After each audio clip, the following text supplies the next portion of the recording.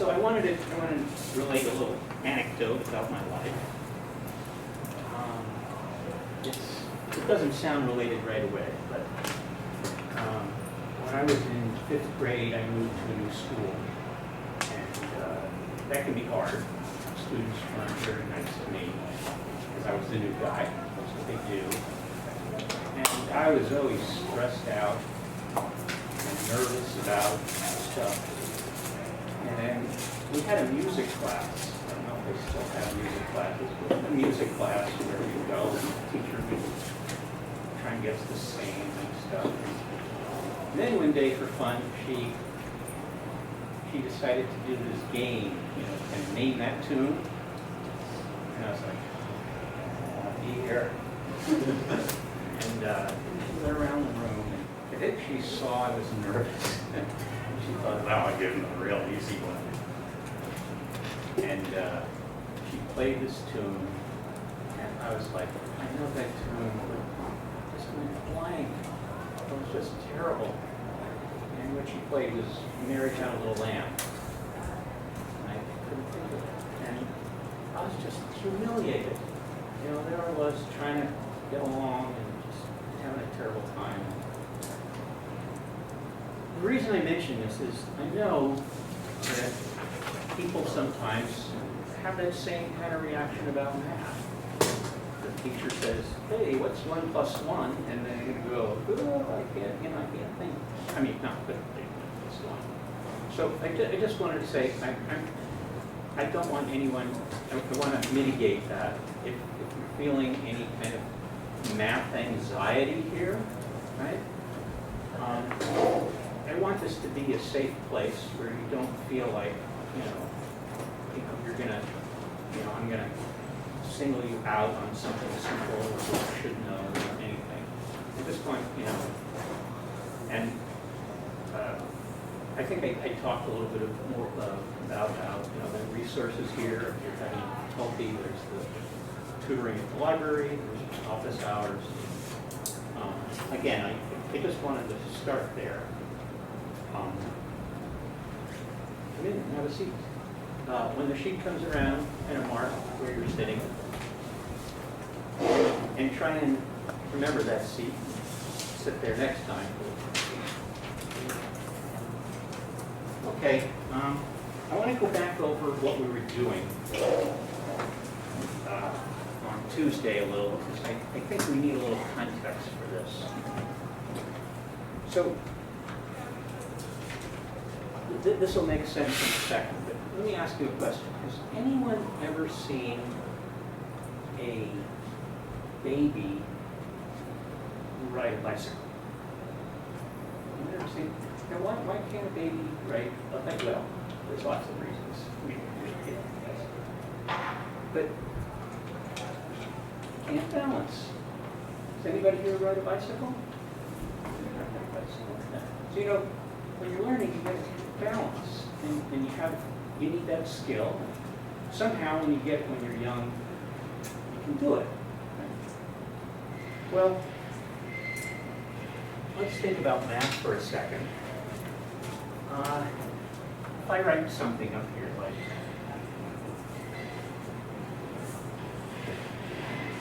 I'm sure everybody can do this math problem. I hope everybody can do it easily, right? 7 plus 1 plus 8 plus 2.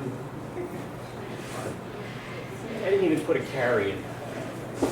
But the reason we can do that easily is because when we were in 2nd grade or 3rd grade or 1st grade, they hand us these things, 1 plus 1, 1 plus 2, 1 plus 3, 2 plus 1. We do these and we practice them, and they become kind of part of us. Same thing happens. Change the problem a little here. Multiply. It's the same kind of thing. There's nothing really hard here. 4, 7, 2 times 3, 2 times 4. But it kind of gets into our bones, hopefully. So, what were we doing? What were we doing on Tuesday? We're taking some numbers like oh, let's take 68. And I want to factor it. Right? So I say, well, it's 2, and that's 34. But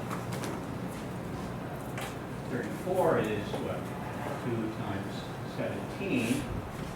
And then it's helpful if I recognize 17 and 2 and 2 is prime right away. I could do it very quickly and easily. Now, maybe you're good at this, maybe you're not good at this yet. The reason we're doing this is because when we start getting into algebra, just like you know these number facts, we want to be able to do this because it's going to help us do algebra. And if you have to put a lot of effort into doing this, when you're doing algebra, it's going to slow you down. It's going to create difficulty. So I just wanted to make clear. That's why we went, we spent almost the whole day on factoring. I don't think we really finished. Didn't really finish. So I just wanted to try and give some context to this. It's really basic stuff, but it's important that it be kind of second nature. All right? So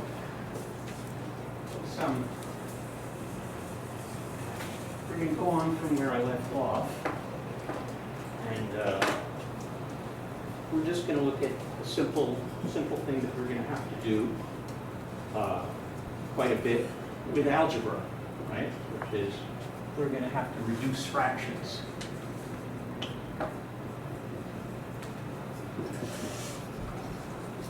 And the strategy we're going to use is we're going to take our fraction.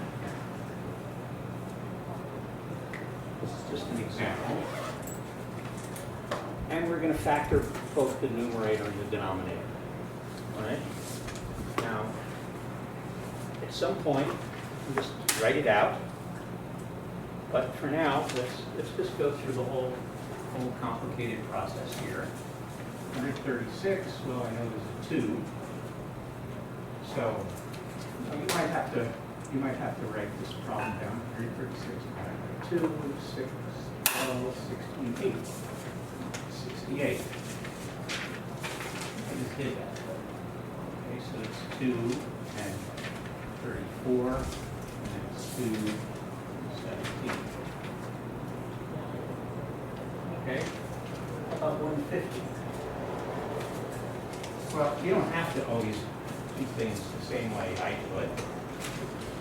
I'm just going to go 15 and 10. That's easy. 5 and 3. 5 and 2. Right?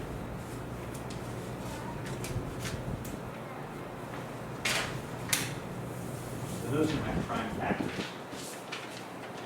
Okay. So let's write this down. On the top I've got 2, 2, 2, 17. On the bottom I have 5, 5, 3, 2. Now you can just eliminate any duplicates. And now we have to just go back. So 2 times 4 times 17 gets me back to 68. And 25 times 3, 75.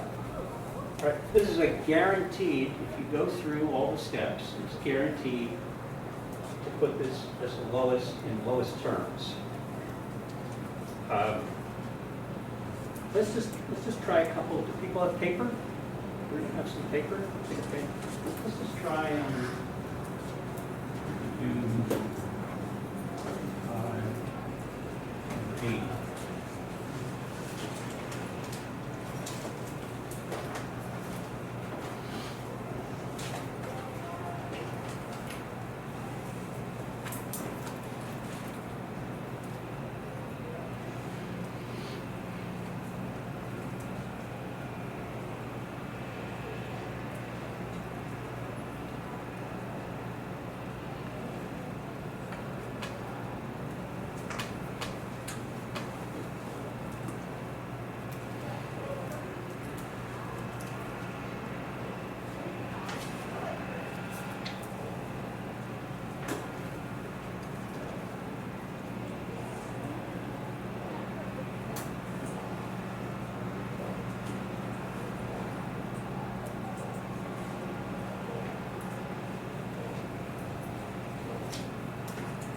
maybe you can make a friend and borrow some paper?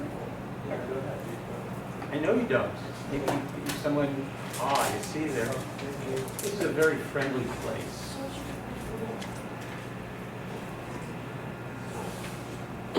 Thank you.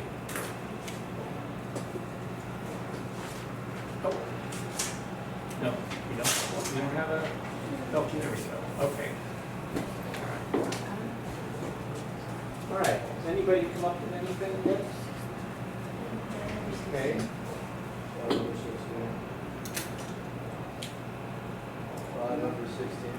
5 over 16, okay.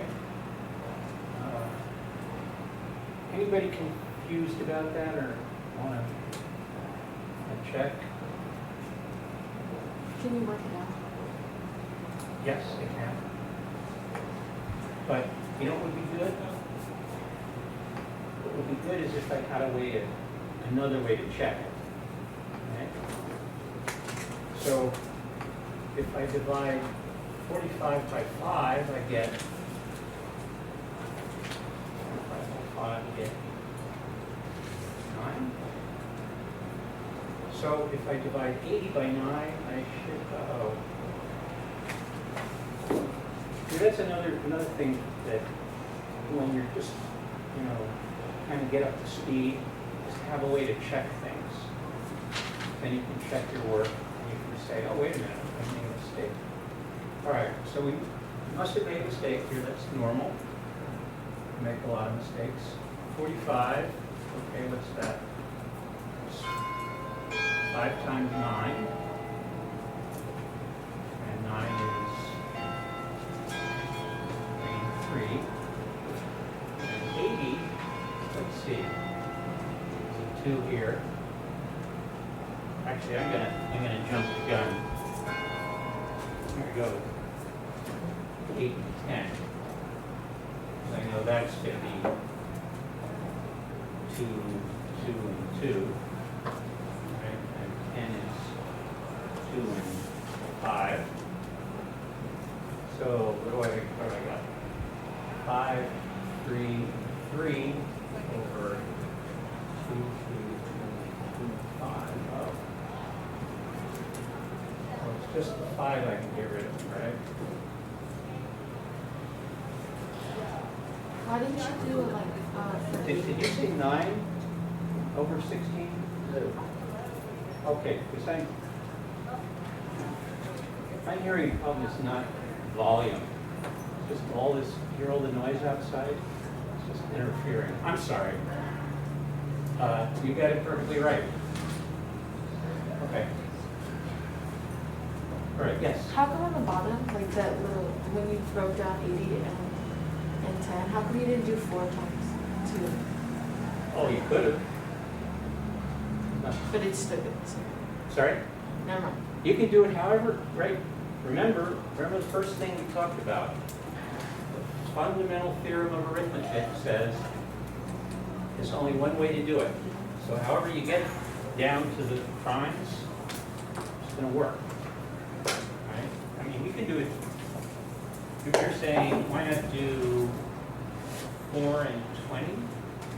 No, never mind. You're sure? Yeah, never mind. There may be someone else who's No, looking at I meant like, because I did 8 times 10, right? Yeah. And then I broke down the 8 into 2 times 4. I see. Oh, I skipped a step. No, I mean like you'd still get down to You're the saying same. like you could go 2 and 4 and then Yeah, 2 you'd still and get 2. down to the same. Yeah, you know what happens?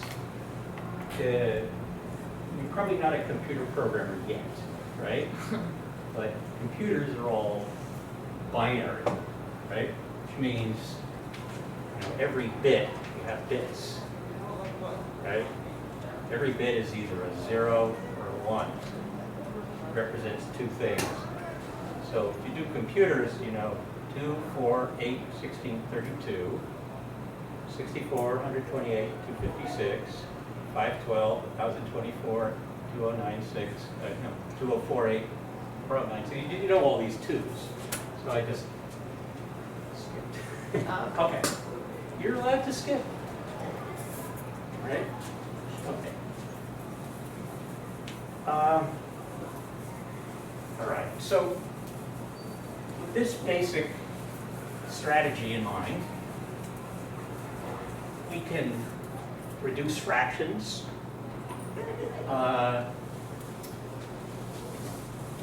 Something else I wanted to say. Let's go back to this 45 and 80. So when we wrote it all out, it was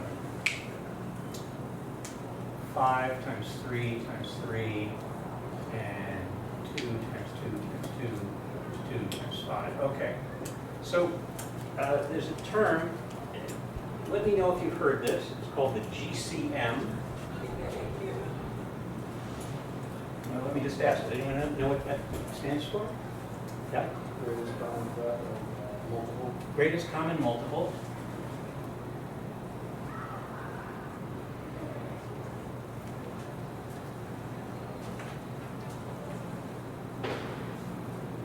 Well, let's unpack that a little. Common multiple. 5 and 5 are common multiples, right? Each of these numbers has a 5. Greatest is, well, what if this was up here with 90? We have a 2 in here. So now the greatest is not 5, it's 5 times 2. This is a 5 and a 2. So that's the GCM, the greatest common multiple. So this is kind of a simple example. What about 14 and 6? Well,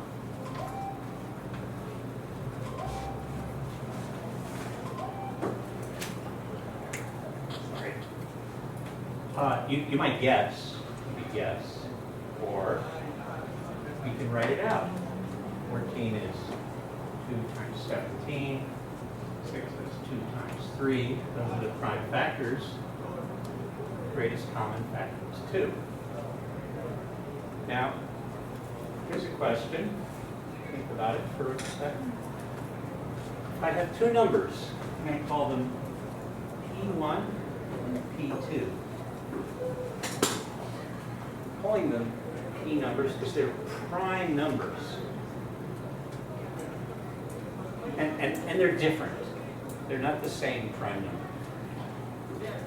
Anyone think of what their GCM must be? P. Well, P1 or P2?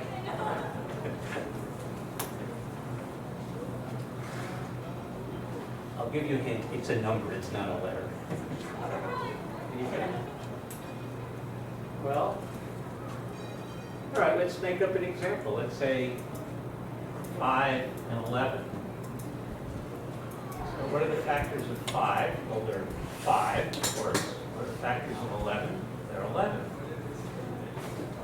They don't seem to have any factors in. Wait. They're going to have some factors. There's one factor they're going to have in common. Yeah. 1. Right. GCM equals 1. So another way of saying that is if you have a fraction, P1 and P2, where these are prime numbers, 7 and 11, 23 and 97, it's already in lowest form. So, just a hint. Okay. All right. I don't want to go through this too fast, and I don't want to go through this too slow. But in this next section of the book, we're going to go over all the things you can do with fractions. So if I go too fast, slow me down. If I'm going too slow, relax. Enjoy the show, I guess.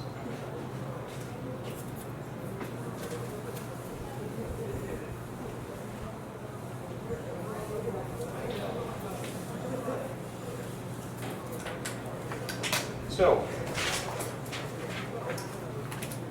if I want to multiply two fractions, right?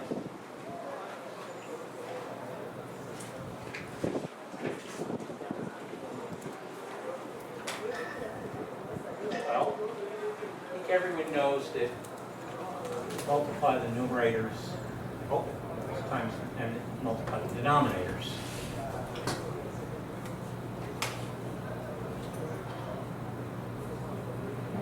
Now, if you had a calculator handy, you just kind of type that stuff in and see what you get, right? But remember, we're building this stuff up to do algebra. And if I have like 35x and 16y, I can't put that in a calculator. So we need to know how to reduce these numbers by hand. So rather than going ahead and saying, well, 3 times 5 is 15, and trying to work from there, let's go in the other direction. Let's write this as prime numbers, right? This is 14 is 2 times 7. This is 2 times 3. And then just do our reduction right away, right? We've got a 3 in common. And so we can see here this is just going to be 5 over 2 times 2 is 7. Well, that's 4 times 7 is 28. Okay? So,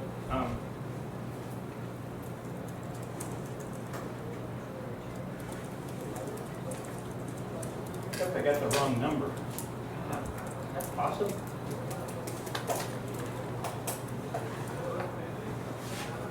How did I get the wrong number? Oh, maybe my notes have the wrong number. I got the right number. I'm sorry. Okay. Now, I guess we're just going to go right into a tricky thing that people have trouble with. Just going to write a problem here. This is 3/14. It's the same numbers divided by 5/6. Does anyone? Oh.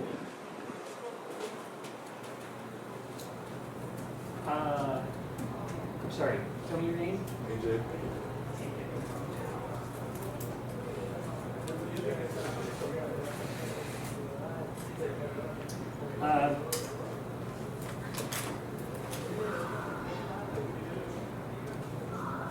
Does anyone remember how you divide a fraction by another fraction?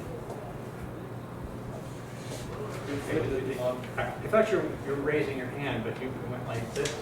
No, It's okay. you flip the 5 over 6, making 6 over 5. Yes. Okay, we have a way of saying that. Yes. Isn't it like reciprocal? What's the reciprocal? The reciprocal, yeah. I'm not Okay. sure. So if you want to divide by a fraction, you multiply by the reciprocal. Reciprocal is just we turn the fraction upside down. So we're going to have 3/14 times 6 over 5. Does anyone know why that works? Okay. Nothing up my sleeve. This is very easy, yes? Oh, because maybe you're doing the opposite thing, so you want to do the direct opposite, which is changing like where the numbers are. Yeah, now I like your answer, except opposite can mean different things in different contexts, right? Yeah.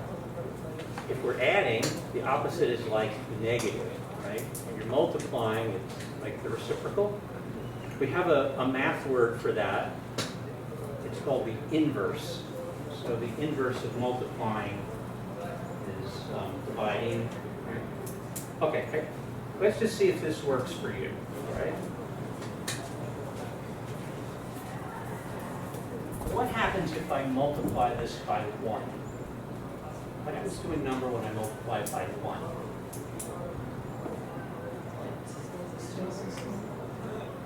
It stays the same. It stays the same, yeah, nothing happens, right? So I can multiply this by 1 and nothing will happen, right? Well, it won't change the number. the trick is to find the right version of 1. So I'm going to multiply this by 6 over 5 over 6 over 5. If I divide 6/5 by 6/5, I get a 1, right? So this is 1. Okay, now let's look at the denominator here. What happens when I multiply 5/6 times 6/5? Well, you can do it a couple ways. You can say 30 over 30, which is 1. Or if you want, you can cross off the 5s and cross off the 6s, and you're left with 1. That's why multiplying by the reciprocal is the same as dividing. Okay? So we're down to a multiplication, and we want to do the same thing again. We want to find the common factors. Find the prime factors. Reduce, we just have a 2 in common, and we get 9 over 35. Okay, so, all right.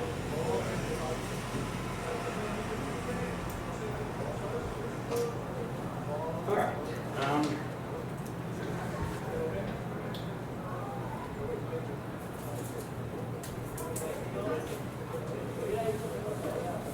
This seems odd to me, doesn't it? That adding and subtracting fractions would be harder than multiplying and dividing. But it kind of is, right?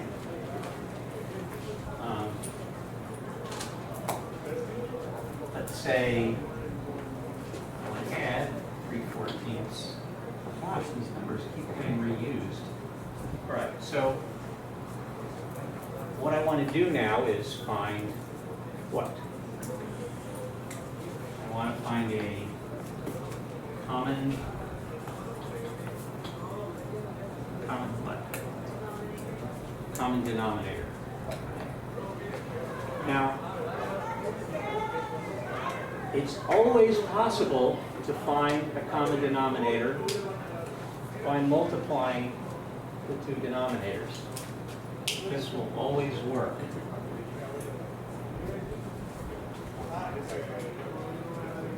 It's not always the easiest way to do it, but it will always work. I want to put 3/14 over 14 times 6. What do I have to do to 3/14? So I have to multiply it by 6 over 6. Multiply it by, 6 over 6, 1. I want to put 5/6 into 14 over 6, I have to multiply it by 14 over 14. So I end up 3 times 6 is 18, plus 5 times 14 is 70 over 6 times 14, which is 84. But as I said, that's not always the easiest way to do it.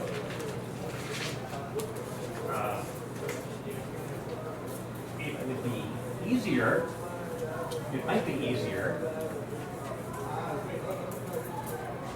Let's go back to the problem. 3/14 plus 5/6.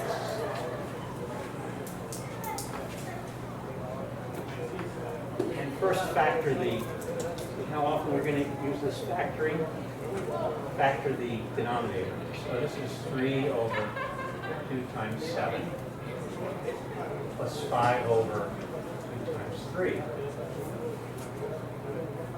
Well, now our common denominator doesn't have to be 14 times 6, right? We just need a 2, 3, and 7. So to adjust this, we have to multiply it by 3 over 3. And here we have to multiply it by 7 over 7. So I get 9 plus 35 over, what's 2 times 3 times 7? And, it's perfectly okay to write this stuff out these are pretty small numbers. You can get your, you know, you can kind of do it in your head if you do it slowly. Like 2 times 3, that's 6. 6 times 7, 42. And again, you know, this, you know, you can kind of like try and visualize it. However, you don't need to just write it down. 35 times 9. Whenever you're adding 9 to something, it's easier to like add 10 plus 34, right? So you can think of it that way. So that's just 44.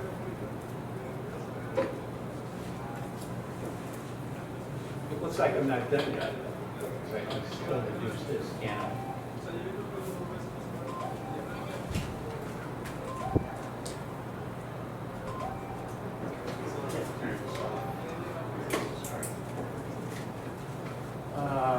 Anyone want to take a stab at doing that in your head?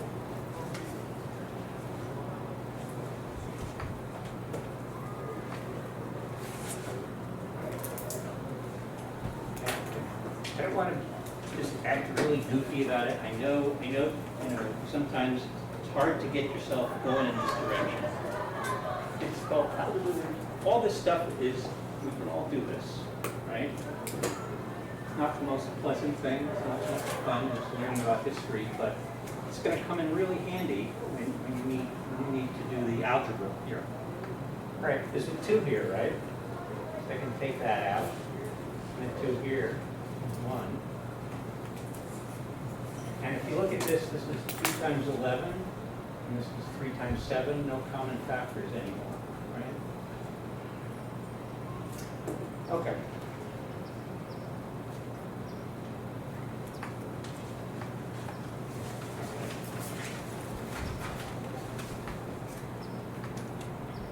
By the way, this number here, right, we're looking at 14 and 6. This has a name too, like the GCM. Okay, it's the LCM. It's the lowest common multiple.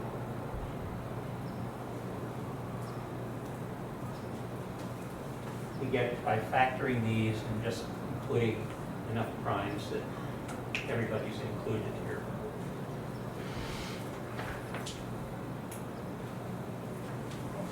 Okay, that's really basic stuff.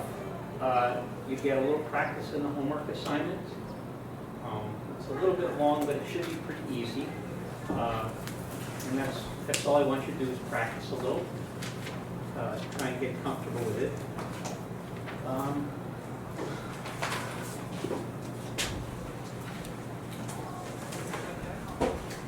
have a few more minutes, and I want to get started on a kind of different subject.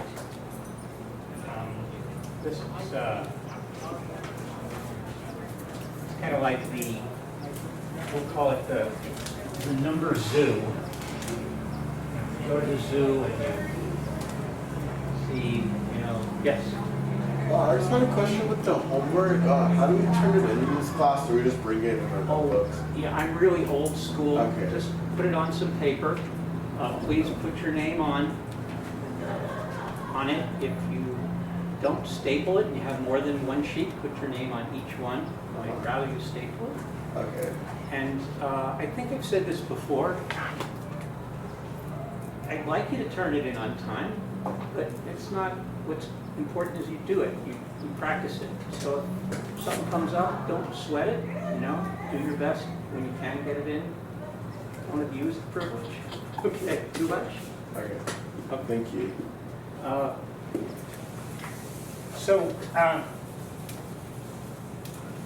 We have a whole series of types of numbers, and we just want to classify them,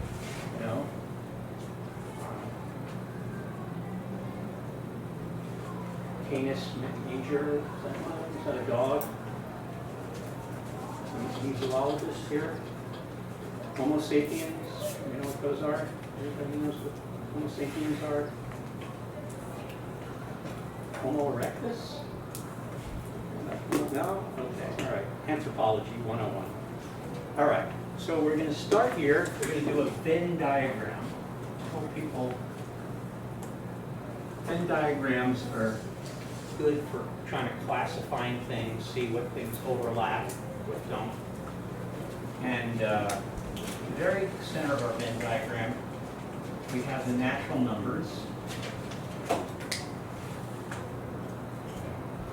Let's just start 1, 2, 3 and go up on beyond infinity.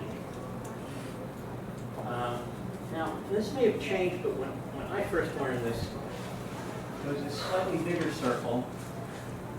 Contains all the natural numbers and 0. We used to call these whole numbers. I don't know if that's still true. And I don't know if anybody else had this experience. When I learned about negative numbers, I thought, that's weird. How can there be a negative number, right?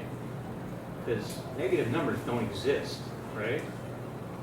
But then these numbers don't actually exist either. They're just kind of in our head, right? I'm holding a marker. How many? 1, but where's the 1? If I take away the marker, there's still a 1 somewhere. Okay. Where was I? Whole numbers, integers. You want when you add -1, -2, -3, all the way up to as far as you want to go. These are now the integers.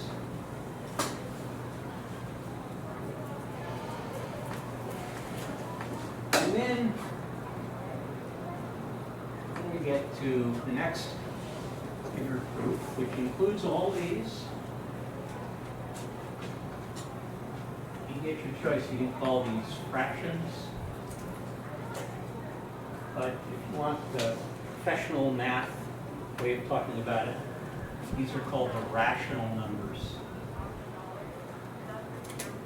I don't think I'm going to throw anybody off if I write an X on the board, will I? Right. Take a variable X.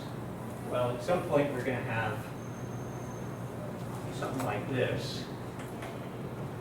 And this is called a rational function. So it's the same idea as a rational number, except there's some variables in it. All right, so we could write a few of those: half, third, quarter, 2/3. Now, there's something I want to just inject here, because it's not part of the class. It's kind of part of a more advanced class. Well, how many natural numbers are there? Infinite. Infinite number, yeah. So there's certainly an infinite number of whole numbers, right? But there are more whole numbers, right? Because there's one more, right? No. There's the same, they're both infinite. They're the same number. And you can show that because if you take the natural numbers and you try and pair them up with the whole numbers,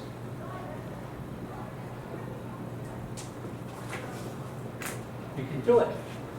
That's how we know if two infinite sets are the same. We can pair them up. You can do it with the integers too. You'd say, well, this is 0. This goes to 1. This goes to negative 1. This goes to 2. -2. They're the same number. Sounds really odd, doesn't it? It seems like there should be a lot more of the integers, but they're the same number of them. There's kind of a math story about a famous hotel called the Hilbert Hotel. Hilbert, famous Infinite hotel mathematician. paradox. Is it the infinite hotel paradox? Is it the infinite hotel paradox? Yes, it's the infinite hotel, Hilbert. Has an infinite number of rooms. So when you show, they're numbered 1, 2, 3, 4, 5. So if you show up and the hotel is full, it's not a problem. See, Hilbert will meet you and he'll say, okay, wait a minute. He goes to the first room, tells the guy, you gotta move to room 2. And he puts you in room 1. And then he goes to the guy in room 2 and says, you gotta go to room 3, and puts the guy in room 2 in there. He just keeps doing that. So there's always room in the Hilbert Hotel, even when it's full. Okay, what I'm getting to here is, and I'm not gonna go over it, but the rational numbers also have the same number as the integers. There's the same number. Oh, that's really weird. I mean, when I want to write the rational numbers, like maybe I'll just deal with the positive ones for a minute. So like 1 over 1, 1 over 2, 1 over 3, 1 over 4, 2 over 1, 2 over 2, 2 over 3, 2 over 4, 3 over 1, 3 over 2, 3 over 3. Now, there's a little detail I'm repeating here. 1 over 1, 2 over 2, and 3 over 3 are the same number. But forget that for the moment. It seems like they go off infinitely in this direction, off infinitely in this direction. But well, maybe if we have some time, I'll show you how you can actually do that with the, you can show that they're the same number of integers as there are rationals. Okay. Well, I just have 2 more circles to draw today.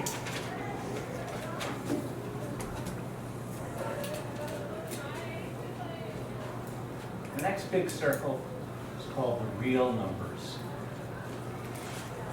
And the way to think about the real numbers is you have a number line. Starts in the middle with 0, goes up. All the integers are there, all the rationals are there. I'm going to take 60 more seconds here.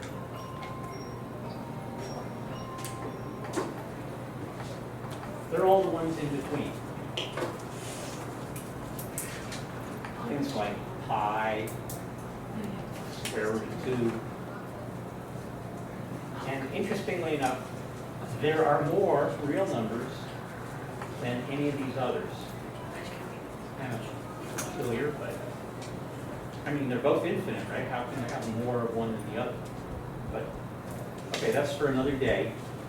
Thank you. Have a nice evening.